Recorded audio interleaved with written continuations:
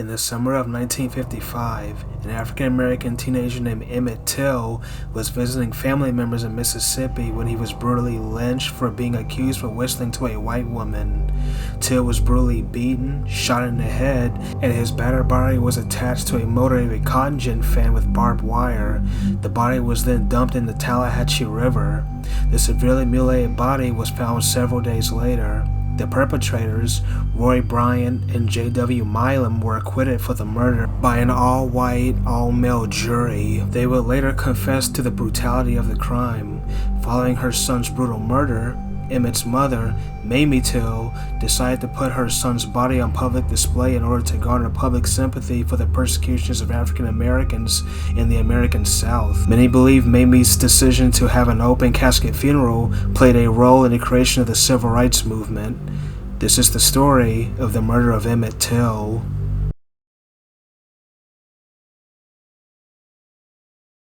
Following the end of the American Civil War, African Americans in the South still faced severe forms of racial discrimination. Following their emancipation at the end of the Civil War, white Southerners soon began to establish laws that forbade black citizens from voting, having equal rights to whites, and holding public office. Over the decades, black citizens began to challenge these racist status quos. However, this caused intense and violent backlash from the white citizens. Lynchings, bombings, and attacks on the black community ensued. In 1921, an angry white mob attacked and destroyed the black economic hub called the Greenwood District in Tulsa, Oklahoma. It is believed that over 300 people had died, but the exact death toll has never been fully determined. One of the causes for the Tulsa incident was the belief that a black man had touched and assaulted a white woman. At this time, contacts between black men and white women were strictly forbidden. While the exact number of lynchings are unknown, the National Association for the Advancement of Colored People, or NAACP, calculates that over 4,700 African Americans were lynched in the United States between the years of 1882 and 1967.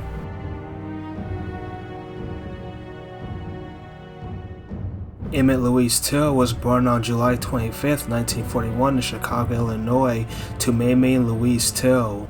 Emmett was their only child. Despite racial discrimination in academia, Mamie was a very educated woman. Emmett's father, Louise Till, joined the U.S. Army after the Japanese attacked Pearl Harbor in December of 1941. The family would then divorce in 1942, and Emmett never got to meet his father as he was executed by the Army for willful misconduct while he was stationed in Italy. It is believed that he had assaulted an Italian woman. Mamie worked as a clerk in the Army Air Corps, which would later become the United States Air Force. Mamie worked 12 hours a day, and many times, Emmett was the only one in the house. Emmett, who was nicknamed Bobo, was known to be very responsible, lovable, and very high-spirited. Despite having polio at age 5, Till made nearly a full recovery save for a small stutter. In August of 1955, Emmett's great-uncle, Moses Wright, visited Till up in Chicago. Moses planned to take Emmett's cousin, Wheeler Parker, down to Mississippi with him. This really intrigued Emmett, and he begged his mother to let him visit the state. Mamie originally had misgivings on this trip, but she would soon later give in to Till's request. By the 1950s, Mississippi was one of the poorest states in the Union. The Mississippi Delta was one of the poorest regions of the state. In the 1950s, the white household median income was $690, while the black income rate was around $460. In 2016 numbers, that's $7,000 and $4,070 respectively. As Emmett was preparing for his visit to Mississippi, Mamie stressed to Emmett the code of conduct of interacting with whites down in the South, and Till stated that he had understood the rules. Emmett Till then hopped on a train to Mississippi. Emmett Till arrived in the small hamlet of Money, Mississippi on August 25, 1955.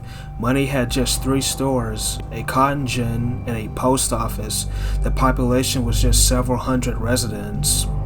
Till's uncle was a sharecropper who worked a cotton field. Till and his cousins had been picking cotton all day and decided to go into the town for some refreshments. One of the stores was called Bryant's Grocery and Meat Market. The store was popular with sharecroppers and was owned by 25-year-old Roy Bryant and his 21-year-old wife, Carolyn Bryant. Both Carolyn and Roy were white. At this time, Carolyn Bryant was alone in the store. The exact sequence of events is disputed, but it's believed that Till had made a suggestive whistling sound towards Carolyn. This infuriated her, and she went to her car to get her pistol. Fearing violence, Till and the others left the store. Roy Bryant was not informed of the incident immediately because he was off tramping in the Delta. He only heard about the story several days later. Angry over the transgression, Roy and his friends set out to confront Till. After tracking down the teens who whistled at Carolyn, Roy, along with his 36-year-old half-brother J.W. Milam, came to the house of Moses Wright on August 28, 1955, around 2 to 2:30 in the morning. Milam was carrying a pistol and a flashlight. "How old are you, preacher?" Milam asked Wright. 64, said Wright. Milam then told Wright that if he had talked to anyone, he wouldn't live to 65. The men then hastily ordered Till out of bed and to get dressed. They then left the house. Moses Wright tried to beg forgiveness for Till's transgressions, but Bryant and Milam ignored Moses' plea. The men then pistol whipped Till until he was unconscious. The men then continued to savagely beat Till until he died. The men then dumped Till's dead body into the Tallahatchie River. 3 days later, Till's horribly disfigured body was found. Till's head was badly mutilated, and he had been shot above the right ear, and an eye was dislodged from its socket. Till had also been badly beaten on his back and his hips. His body was then attached to a cotton gin fan by barbed wire and then thrown into the river. While African Americans had been lynched in the past, Till's murder was especially unusual due to the fact that Till had breached a social caste system. During this time, contact between black men and white women were strictly forbidden, and the murder divided the Delta region. Mamie Till had fought to have her son shipped back to Chicago. Mamie then decided to have an open casket display for her son to show the brutality of his murder. One of the first news agencies to cover the murder was the black magazine company Jet. The image of a mutilated Till shocked the world, but news in Mississippi of Till's funeral was more contentious. Both Milam and Bryant were held as heroes, and Carol Bryant's virtue and beauty were extolled. Some had thought that Till had been the aggressor by breaching the social norms of the time. Some Mississippians even believed that angry blacks and their white allies were going to come down south to cause trouble. Both Milam and Bryant were indicted for the murder of Emmett Till. This is unusual since the indictment of white men for killing a black man for insulting a white woman was regarded as heroic in some parts of the South. The trial was held in the small town of Sumner, Mississippi, the closest area to where Till's body was found. Media from all over the world descended on the small town. Because there was no facilities for lodging for black folks in the area, Mamie Till had to stay out of the area. The trial began on September 1955 and lasted for 5 days. The weather was reported to be very hot, and the black jurors sat in segregated areas of the courtroom. The lead sheriff, a Sheriff Strider, even said, "Hello, niggers," to black spectators returning from lunch. Some of the white members of the jury even drank alcohol during the proceedings. During the proceedings, Moses Wright testified that it was Milam and Bryant who abducted Till. The defense tried to state that the body that was found in the river was not even Till's body, and that Emmett Till was even still alive. Wright was especially noted for his courage and grit, being one of the first black men to testify against a white man for the death of a black person, and live to tell about it. On the fifth and the final day of the trial, the court deliberated for just over an hour and acquitted both Milam and Bryant for the murder of Emmett Till. "If we hadn't stopped to drink pop, it wouldn't have taken that long," one person said. Both women and blacks were banned from the jury. The murder of Emmett Till ignited a firestorm of controversy.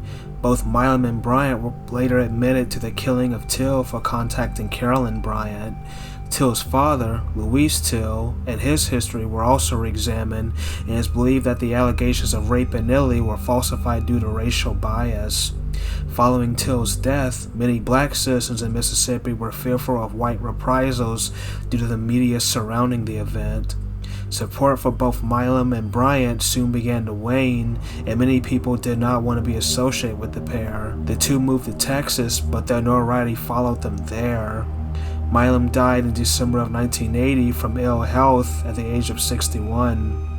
Bryant became a welder, but he began to suffer from blindness and soon had to leave that profession. He died in 1994 at the age of 63. Both Bryant and Milam offered no remorse in the killing of Till. Later, it was reported that Carolyn Bryant had fabricated some of the elements of her story, stating that she had been coerced by her husband.